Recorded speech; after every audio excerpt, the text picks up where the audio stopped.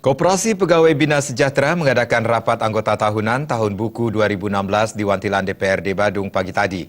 Koperasi yang memiliki anggota 5.000 lebih anggota ini telah mendapat audit oleh akuntan publik dengan opini wajar tanpa pengecualian atau dalam bahan akuntan disebut entitas tanpa akuntabilitas publik.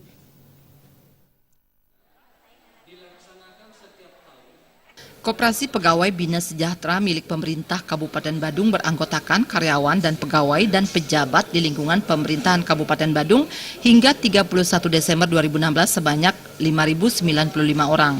Dalam rapat anggota kali ini, Ketua Koperasi Pegawai Bina Sejahtera menyampaikan telah menyelesaikan penutupan unit usaha jasa sesuai dengan keputusan RAT tahun buku 2018. Selain itu, dalam RAT ini disampaikan pertanggungjawaban operasional usaha Koperasi Pegawai Bina Sejahtera per 31 Desember 2016, baik dari bidang organisasi dan usaha serta perkembangannya. Sesuai ADART, Koperasi Pegawai Bina Sejahtera memiliki 2 unit usaha, yakni usaha simpan pinjam dan usaha toko. Untuk usaha simpan pinjam, jumlah tabungan sebesar 22 miliar lebih, mengalami peningkatan sekitar 3 miliar lebih atau 19,60%.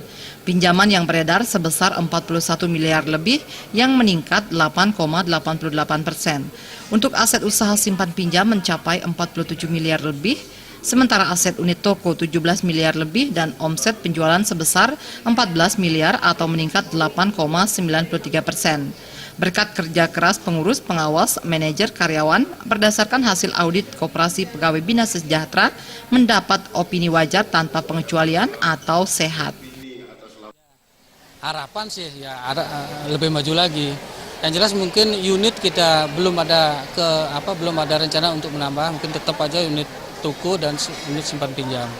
Dan yang pasti seperti saya laporkan tadi bahwa kami untuk pertama kalinya di tahun buku 2016 ini opini dari akuntan publik adalah WTP, wajar tanpa pengecualian. Dan baru kali ini kita mampu untuk ini. Mudah-mudahan ke depan juga bisa kita pertahankan. Staf ahli Bupati Badung bidang ekonomi keuangan dan pembangunan, Putu Oke Swadiana berharap koperasi ini dan koperasi lainnya berkembang dan mendapat pembinaan dari pemerintah. Selain itu perlu juga menggandeng akuntan publik untuk diaudit. Untuk semua koperasi memang diharapkan bekerja sama dengan akuntan publik.